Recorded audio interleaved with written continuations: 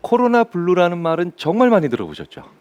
네, 네. 그래서 이제 저는 파란색 옷을 잘 안 입게 될 정도로 이제 블루라는 말 자체가 우울함 아니면 그 외에 뭔가 좋지 않은 듯한 그런 것을 의미하는 것으로 잘 알려졌는데 이제 코로나라는 말과 붙어서 코로나 블루 딱 하면 벌써 정말 거의 1년째 지속되는 이 코로나 팬데믹 시대에서 우리가 참 많은 것을 어려워하고 힘들어할 수밖에 없겠구나. 그리고 실제로 느끼고 계시죠? 자, 우리가 어떤 어려움을 혹은 어떤 질병을 우리가 앓을 수 있다라고 했을 때 그 전에 뭘 맞죠? 백신을 맞죠. 백신을 맞습니다. 그래서 그 백신으로 오는 질병에 대해서 우리가 저항력을 키우고 그리고 그 질병에 대해서 우리가 좀 피해갈 수 있는 그런 여지를 만들어 놓잖아요. 자, 오늘 저는 그래서 코로나 블루와 마음 백신, 즉 평상시에 어떤 사소한 일들을 하셔야 이 코로나 블루로 묶이는 수많은 일들을 우리가 헤쳐나가는데 큰 도움이 되는가? 자, 저희 인지심리학자들은 큰 이야기 안 합니다. 작은 이야기를 해요. 그래서 심리학에서 특히 인지심리학이 어떤 학문이냐라고 물어보면 제가 이렇게 얘기할 때도 있어요. 인지심리학은 넛지의 학문이다. 넛지가 뭐냐면요. 책 이름이기도 한데요. 넛지가 옆구리를 살짝 찌르다 이런 뜻이에요. 그 사람한테 야 일어나란 말이야. 제발 의지를 가지고 일어나 이러면 안 일어나는데 옆구리 살짝 찌르면 와 하고 일어나죠. 와 하고 일어난단 말이에요. 그렇게 옆구리를 살짝 찔러서 크게 화내지도 않고 그리고 부드럽게 개입해서 살짝 사람한테 이렇게 들어가서 간접적인 방법으로 사람한테 큰 변화를 만들어내는 걸 다 합쳐서 넛지라 그래요. 자, 그러니까 오늘 저는 엄청나게 큰 얘기 말씀드리려고 하는 게 아니에요. 넛지 몇 개를 알려드리려고 할 텐데 그런데 저희가 아주 정밀하게 실험도 해보고 조사도 해보고 그리고 다양한 다른 자료들과 연결성을 보니까 이 넛지들이 의외로 굉장히 우리한테 중요한 넛지들이 있다는 겁니다. 그래서 이건 실행하실 수 있어요. 얼마든지 적용하실 수 있고요. 내 일상생활에서 요 몇 가지만 고쳐도 우리가 코로나로 인한 블루 이겨낼 수 있고요. 많은 도움이 되고 그리고 앞으로 또 다른 코로나 20, 21, 22가 올 때도 우리가 더 좋고 지혜로운 생활을 하는데 도움이 됩니다. 자, 서론이 너무 길었네요. 바로 들어가 보도록 하겠습니다. 이 연구는 한 7, 8년 전에 나온 연구거든요. 그런데 최근에 다시 저희 심리학자들이 주목하고 있는 스페인의 조르디 코어드박과 미국의 댄 길버트 교수가 발표했던 논문입니다. 위에 있는 노란색 선이요. 지난 10년 동안 세상이 얼마나 변했나요? 물어보시는 거예요. 그럼 대답을 하게 되겠죠. 지난 10년 동안 엄청 변했습니다. 스마트폰도 나왔고요. 이젠 와이파이로 그냥 선이 없어도 인터넷을 쓰고요. 그리고 요즘은 이젠 은행에 가질 않습니다. 엄청난 얘기들 하시겠죠. 그럼 밑에 있는 연보라색 선은 어떤 선이냐? 앞으로 10년은 얼마나 변할까요? 앞으로 10년은 얼마나 변할까요? 이거예요. 네. 자, 그런데 재밌게도 노란색 선이 훨씬 더 높이 있죠. 연보라색 선보다. 그 얘기는 뭐냐면 지난 10년은 엄청 변했다고 얘기를 해요. 근데 사람들이 앞으로 10년은 그냥 쓰던 스마트폰 그대로 쓰겠지 계속. 와이파이도 그냥 쓰던 거 쓰겠지. 현재 생활 패턴대로 그냥 가겠지. 재밌게도 지난 10년은 100만큼 변했다고 생각을 하면 앞으로 10년은 30만큼 변한다 이렇게 생각을 합니다. 이게 인간이에요. 어쩔 수 없습니다. 인간이 미래를 예측할 수 없습니다. 미래를 예측한다는 게 거의 힘들죠. 네. 어렵잖아요. 네. 자, 그런데 분명히 앞으로 10년도 지난 10년만큼 변하거나 아니면 더 변하겠죠.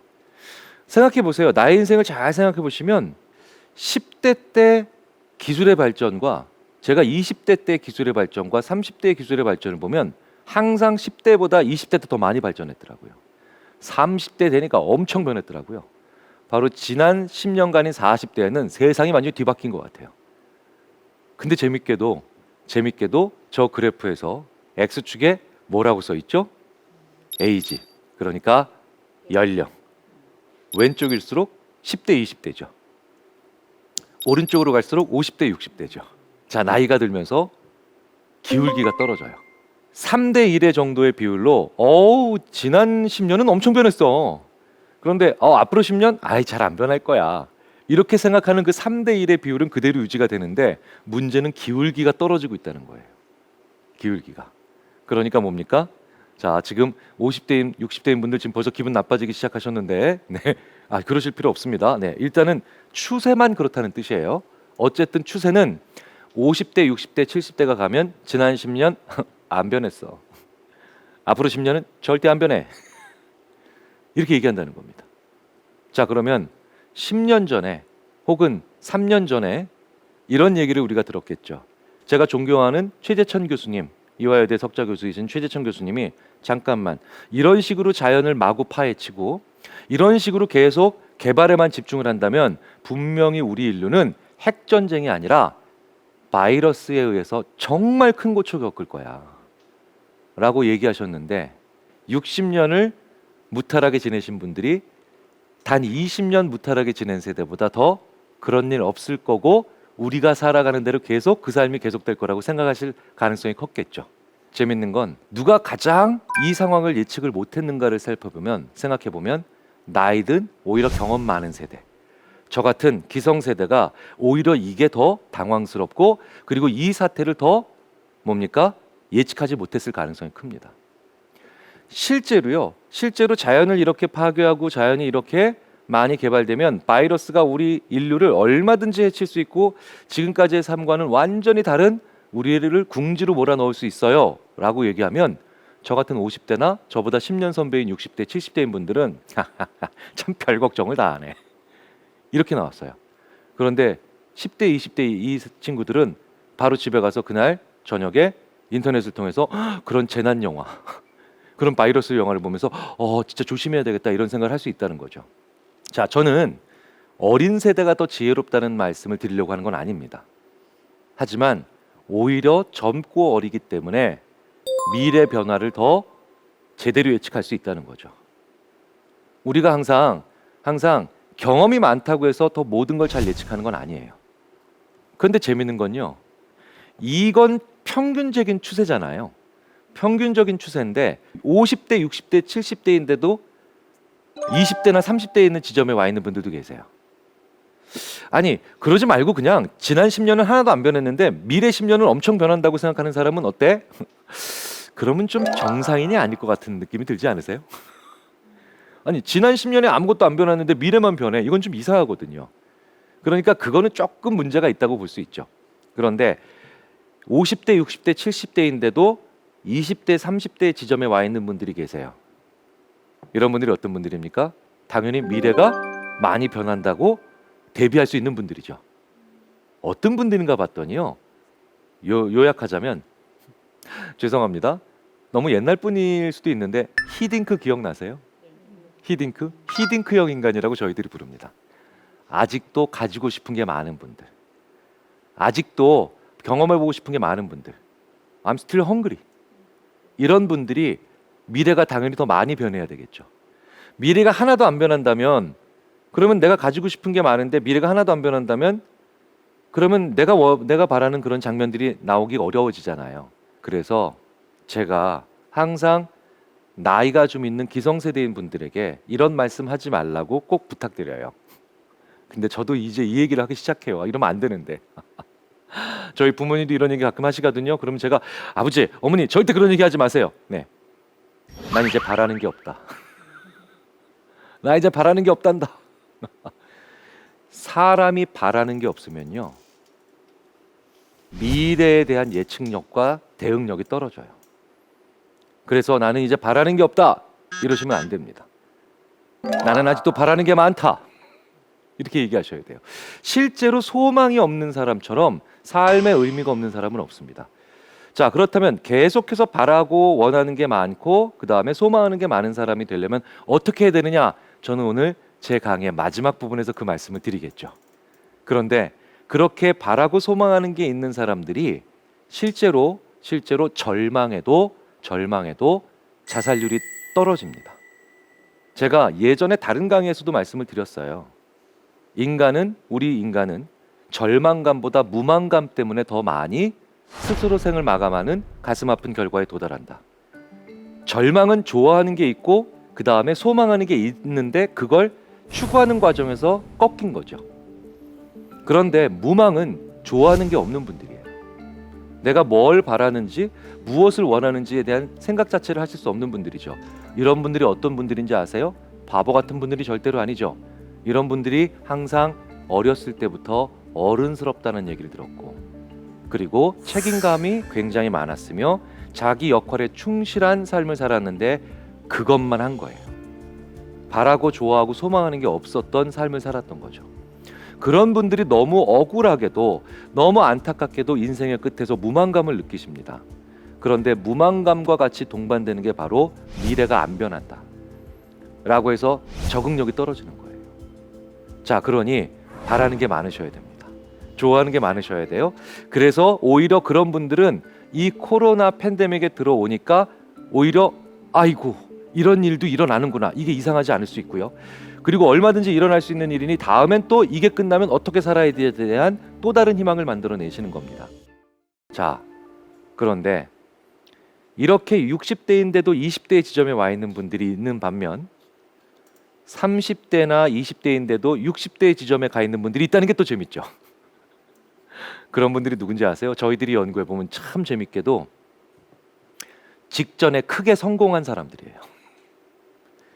직전에 크게 성공한 사람들은 미래가 안 변해야 돼요. 왜? 내 성공이 계속 가야 되니까요. 내 성공이 계속 유지가 돼야 되니까요. 자, 그러니까 이런 분들은 오히려 가장 미래를 바보처럼 예측하는 경향이 있습니다. 자, 우리는 코로나라고 하는 우리가 전혀 예측하지 못했던 이 팬데믹에 있어서 과연 준비를 하고 있었을까요? 준비해 보신 적 없죠. 저도 열심히 줄 서서 3월 달에 마스크를 구입하면서 당연히 다들 이런 생각하셨을 겁니다. 아, 작년 11월 달쯤 마스크 한 500개쯤 사놓을 걸 하셨을 거예요. 예. 심지어 어떤 분들은 이럽니다. 아, 작년 이맘때쯤 마스크 한 5만 개쯤 사놨을 걸, 사놓을 걸. 그랬으면 나 큰 돈 벌었을 텐데. 한 번쯤은 해보셨을 생각이에요. 그런데 우리는 불과 1년 전인 코로나 1년 전인 시점에서도 전혀 예측을 못했죠. 그렇죠? 그런데 굉장히 많은 경우에 주위를 살펴보면 우리가 전혀 예측하지 못했다라는 걸 얘기하는 분들이 안 계세요. 근데 해야 돼요. 우리 인간이요, 언제 미래를 위한 지식을 쌓고 미래를 위한 대비할 수 있는 예측력을 가지느냐? 과거를 몰랐다라고 인정할 때예요. 과거에 내가 이걸 전혀 예상하지 못했다. 그런데도 우리는 알고 있었다라고 얘기를 하죠. 자, 정말 얘기 많이 하시죠? 제가 이렇게 얘기합니다. 제가 대학생들한테 혹은 대학원생들한테 야, 너도 이제 늙어가는구나 라고 농담을 할 때가 언제인 줄 아십니까? 요 말 할 때예요. 10대는 이런 얘기 잘 안 하거든요. 내 그럴 줄 알았어. 이런 얘기하면 사람이 나이 든 거예요. 이제 나이 들기 시작한 겁니다. 왜? 생각해보세요. 5살짜리나 10살짜리 아이들이 이런 말 하는 거 잘 못 보셨죠? 네, 내가 그럴 줄 알았어? 이런 얘기 잘 안 하거든요. 아이들은요, 몰랐다 그래요. 몰랐어요 막 이런 얘기 하거든요.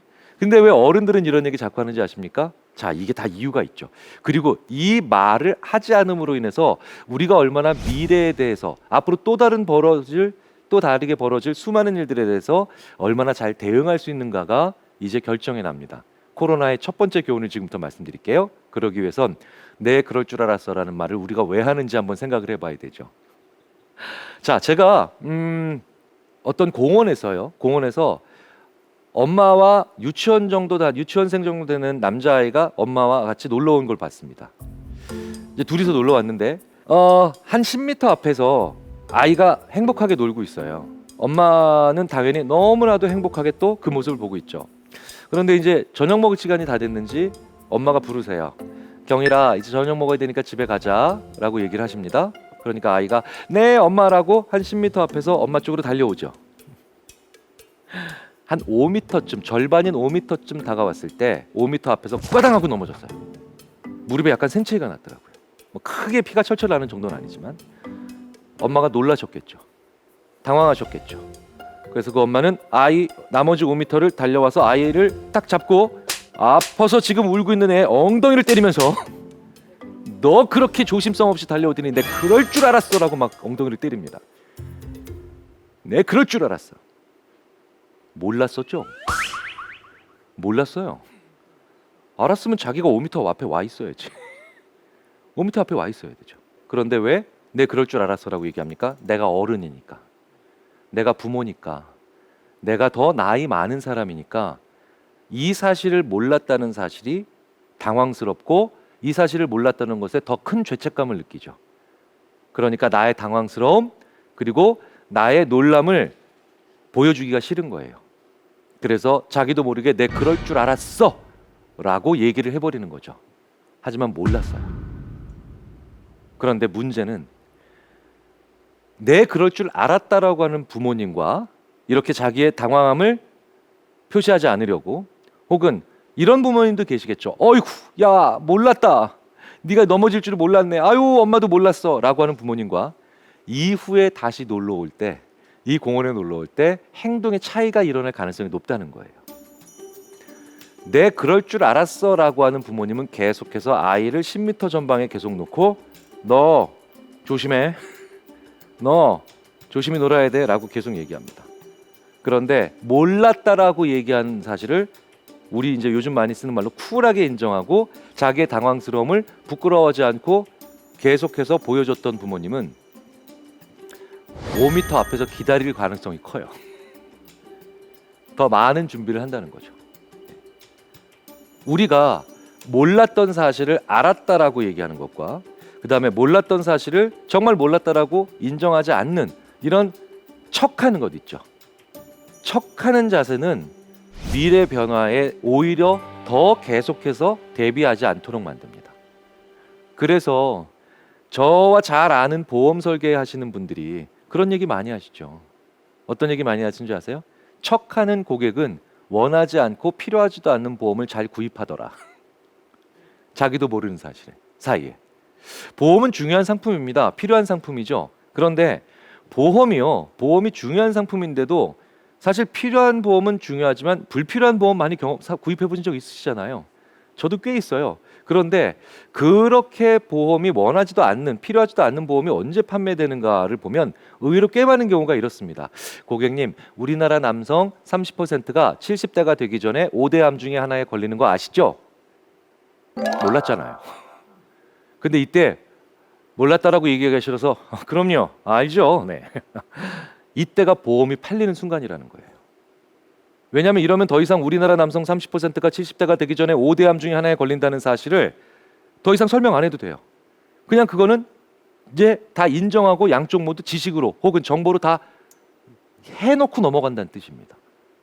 자, 그렇다면 이런 분들은 보험 판매할 때 애를 좀 먹겠죠. 그래요? 몰랐어요. 정말인가 봐요? 라고 하면 보험 설계사 분들께서 야, 이 사람한테 보험 이제 판매하려면 오늘 많이 좀 시간이 쓰겠구나. 근데 그 보험 설계사 분은 오히려 그래서 몰랐다라고 솔직히 인정하는 분에게 오히려 그분에게 적절한 보험을 판매한답니다. 그래서 자기가 보험 설계사로서 오히려 더 보람을 느낀대요. 그러니까 양쪽이 다 더 좋은 결과가 일어나더라는 거예요. 자, 의외의 지점이죠. 우리는 코로나가 일어날 줄 몰랐어요. 전혀 몰랐어요. 그래서 저는 이런 사태가 일어났다라는 걸 전혀 몰랐다라는 걸 우리가 흔쾌히 인정을 하고, 이걸 통해서 당황스럽거나 예상하지 못했던 일이 일어났을 때 내가 예상하지 못했다, 나는 전혀 몰랐다, 전혀 이런 거를 예측하지 못했다라는 것을 흔쾌히 인정하는 이런 사회가 필요합니다. 그런 사회를 사후확증 편향으로부터 빠져나오는 사회라고 하고요. 사후확증 편향이 바로 무슨 뜻이냐? 몰랐는데 알았다고 하는 거예요. 그런데 이 사후확증 편향으로부터 빠져나오거나 사후확증 편향에 잘 빠지지 않는 개인은요, 미래를 더 잘 대비합니다. 미래에 더 적절하게 대비하고요. 앞으로 일어날 수 있는 또 다른 일들이 얼마든지 일어날 수 있다라는 생각을 한다는 거죠. 우리 이번에 큰 교훈 배웠죠. 우리 이거 몰랐어요. 그러면 우리 이제 흔쾌하게, 그리고 정말 솔직하게 우리가 전혀 이런 사실을 몰랐다라고, 그리고 그것과 관련된 다른 수많은 변화도 몰랐다라고 인정하자고요. 그래야만 우리는 더 잘 예측할 수 있습니다.